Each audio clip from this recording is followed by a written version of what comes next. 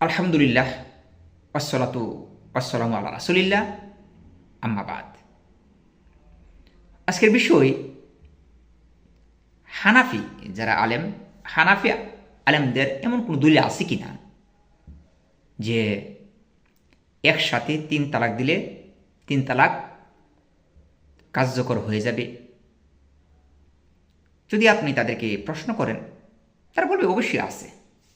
কেমনভাবে আছে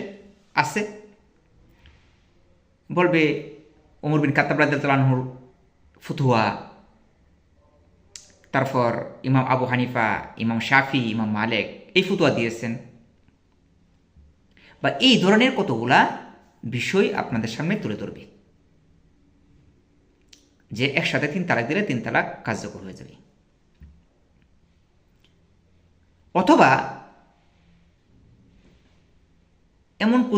এমন কিছু বিষয় আছে যে রাসূল সাল্লাল্লাহু আলাইহি ওয়াসাল্লামের জামানে 3 তালাক হয়েছে, স্ত্রীদেরকে 3 তালাক দিয়েছে, কিন্তু তালাকগুলা দিয়েছে কিভাবে? একের পর এক বলতে এখানে উদ্দেশ্য, যেমন আজকে তালাক দিছে, আবার 1 বছর পরে তালাক দিছে, আবার 6 মাস পরে তালাক দিছে, এইভাবে তালাকগুলি হয়েছিল রাসূল সাল্লাল্লাহু আলাইহি ওয়াসাল্লামের সাহাবাদের জমানে। এই দলিলগুলো তারা নিয়ে আসবে, আর কিছু নেই। তাদের এমন ধরনের কোনো দলিল নাই যে একসাথে 3 তালাক দিলে, একসাথে এক মাজলিসে 3 তালাক দিলে 3 তালাক হয়ে যায়, বা অন্য কোনো দলিল তাদের নাই। আর যারা বলে একসাথে 3 তালাক দিলে, এক মাজলিসে 3 তালাক দিলে 1 তালাকই হবে, এদের কাছে কিন্তু দলিল স্পষ্ট। সহিহ মুসলিমের মধ্যে এসেছে, আবু দাউদের মধ্যে এসেছে, আর রাসূল সাল্লাল্লাহু আলাইহি ওয়াসাল্লামের অনেক সাহাবীরা, এবং রাসূল সাল্লাল্লাহু আলাইহি ওয়াসাল্লাম সাহাবী উমর বিন খাত্তাব রাদিয়াল্লাহু আনহু থেকে বর্ণিত হাদিস আছে। কি হাদিস? ইবনে আব্বাস রাদিয়াল্লাহু আনহু বলেন যে কানাত তালাকুস সালাস আলা আহাদিন নবী সাল্লাল্লাহু আলাইহি ওয়াসাল্লাম ওয়া আবি বকরিন ওয়া সানাতাইনি মিন খিলাফাতিল উমর তালাকুস সালাস ওয়াহিদা। রাসূল সাল্লাল্লাহু আলাইহি জমানে আবু বকর সিদ্দিক রাদিয়াল্লাহু আনহু তার জমানে বা তার সময়কালে, এবং উমর বিন খাত্তাব রাদিয়াল্লাহু আনহুর সময়কালে 2 বছর অথবা 3 বছর হাদিস এসেছে, 2 বছর হাদিস এসেছে, 3 বছর হাদিস এসেছে। তালাকুস সালাস ওয়াহিদা, একসাথে এক মাজলিসে 3 তালাক দিলে কত তালাক ধরা হতো? 1 তালাক ধরা হতো। 1 তালাক, 3 তালাক ধরা হতো না। কার জমানে? আবু বকর, উমর, রাসূল সাল্লাল্লাহু আলাইহি জমানে। যখন মানুষ অতিরিক্ত তালাক দেওয়া শুরু করলো, মানে একসাথে 3 তালাক দেয়, বেশি বেশি, প্রচুর, উমর বিন খাত্তাব রাদিয়াল্লাহু আনহু আমলে, তখন উমর বিন খাত্তাব রাদিয়াল্লাহু আনহু তার সুন্নাত বিরোধী কাজ করে।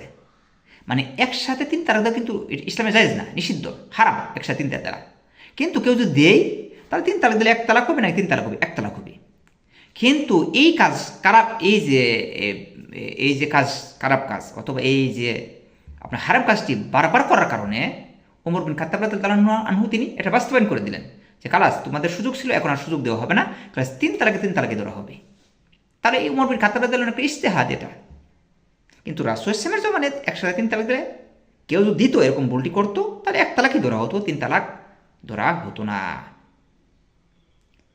তাহলে বোঝা যাচ্ছে যে এই হাদিসের সাথে অন্য কোনো হাদিস মানে তুলনা করা যাবে না।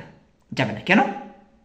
কারণ এখানে এই যে রাসূল সাহাবী ও আবু বকর, উমর, তারা মুত্তাফিকুন, তারা সবাই একমত ছিল। এই হাদিসের কিন্তু যে খেলাফ করেনি রাসূল সাহাবারা, যে একসাথে 3 তালাক দিলে 1 তালাক হই। তাহলে মনে রাখতে হবে, একসাথে 3 তালাক দিলে আপনারা ধরবেন কত? 1 তালাক ধরবেন, 3 তালাক ধরবেন না।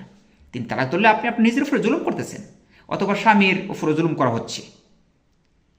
একসাথে 3 তালাক দিলে কিন্তু 3 তালাক ধরা হলে কিন্তু স্বামীর উপরে জুলুম করা হচ্ছে। এই জন্য এই কাজ করা যাবে না। এটা এক কত হলো রাসূল সুন্নাত বিরোধী কথা, এক কত হলো কোরআন বিরোধী কথা, এটা হলো হাদিস বিরোধী। এবং যারা আইম্মাতুল মুতাবার, যারা এই সম্পর্কে প্রচুর পরিমাণে গবেষণা করেছেন, এদের বিরুদ্ধে চলে যায়। আল্লাহু আ'লাম।